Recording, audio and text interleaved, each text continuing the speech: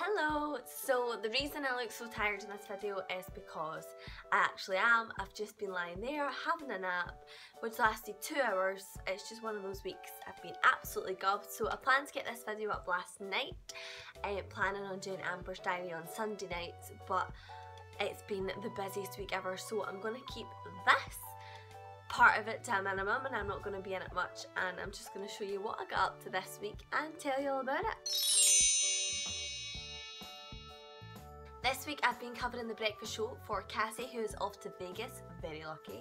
Now I absolutely love covering the breakfast show. Usually when I cover it I'm with Grant or Gregsy from Mid Mornings, but I got to cover it this week with George Bowie, so it's always good fun. And I used to, when I covered it for Cassie, I'd feel like I get a certain pressure. I'm like, have to live up to her expectations because it's such a good show, but then you just realise that it's you and it's not the other person, so when you're covering them you just be yourself and do as good as you can. It kind of feels like I'm the only one in the world awake at this time, even though I know I'm not. I know that George is awake and he's in that building, and Alan and Clyde too, and Callum the producer, but yeah, it's weird because it's so dark outside now. Like, I like covering breakfast when it's during the summer and the spring and the sun's coming up when you're driving down the M8 and it looks lovely. It's definitely harder to get up when the mornings are dark. Now, I love covering breakfast because I feel like what I used to do was I used to cover breakfast and then do the afternoon slot as well. So when I was on the home run, although it was good fun, I would get absolutely knackered doing my double shift. But now we've got Susie, who covers me in the afternoons. Trying to go to my bed about the back of 10. Now, it's not been working this time, admittedly, because I've just been so busy. Usually I'm a bit of a night owl and a late riser, so I'll go to bed kind of the back of 2 in the morning and then not get up until about 10:30, 11, sometimes even later.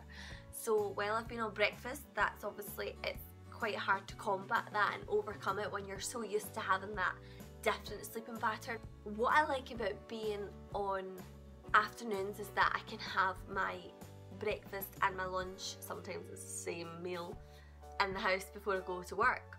But obviously being on breakfast, and especially if you're on a split shift, you do have to kind of prep your meals, which I've not done this time. I've just kind of winged it. I love being on the show with George because it's good fun, it's good banter. I've listened to him, believe it or not, like my full life since I was 5 or something, so makes him feel old, but it's good fun.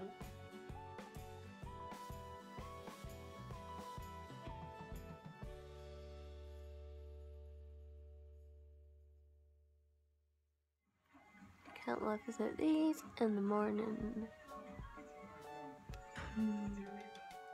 Also this week it was really fun. I was a judge for Cash for Kids Win Your Wedding, so there were like 20, I think it was, final couples, and we whittled it down to 6.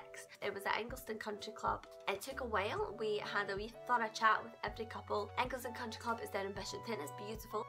It's set out like the 1920s, so I was saying to Elaine from Ingliston, I was saying I really want to dress up as a flapper girl and have a Great Gatsby party in here because it's set out like the Savoy in London. So the lift, I mean, look at that interior of the lift, it's just absolutely stunning. And all of the tables that are set out, and the burning fire, and even the bar and the staircase, and it's all kind of art deco, it's beautiful. And then they have the second suite, which was designed by John Mabley, so he was there as one of the judges, along with Grace for Cash for Kids and Ian, who's the general manager at Ingliston Country Club. So now the final 6 have been chosen, and their challenge now is within this fortnight they have to raise as much money as they can for Cash for Kids. This year's winners will be announced on the 4th of October. Fingers crossed for you all. I had a beautiful dress on from Princess Angel Star Clothing. It was like a little cocktail dress. Everybody was complimenting it. Like a little doll's dress, had flamingos on it, high neck with a little shirt and buttons. It was really, really cute. Loved it. At the weekend, I was out as Super Amber at a kids party. It was little Brooke, who was turning 5. So went out there, made their dreams come true by doing lots of challenges and having fun and playing games. And then on Sunday my transformation as Belle took place again. I love dressing up as Belle from Beauty and the Beast because I'm obsessed with Disney. I also now have these extensions, this long hair that I can try and style. It's not been done as you can see right now, but I can try and style it into somehow a kind of princessy look instead of wearing the wig now. So I absolutely love being Belle. It's so much fun, and the kids come in and they see you, and it's that awe factor. In fact, the kids usually are in the party and then I come in my dress and dance around. That was fun, but driving with the dress on was definitely a challenge. I'm currently trying to drive wearing a Beauty and the Beast Belle dress. Well, just for safety reasons, I'm not actually driving yet, but I'm just about to try driving dressed up as Belle.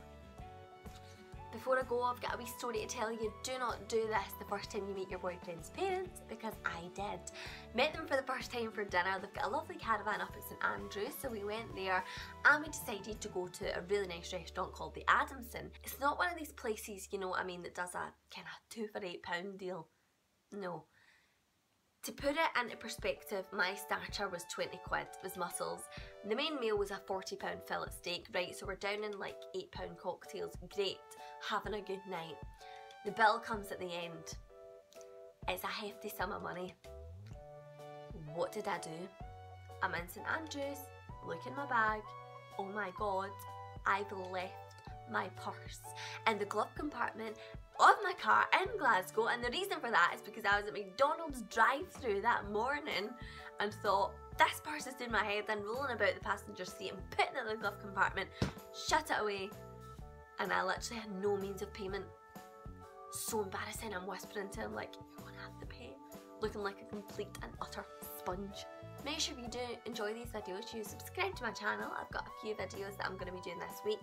Loads of stuff as well, loads of random chat as always, and really enjoying it. So yeah, I hope to see you soon. I'm probably going to go to bed right now. Look at this iPad.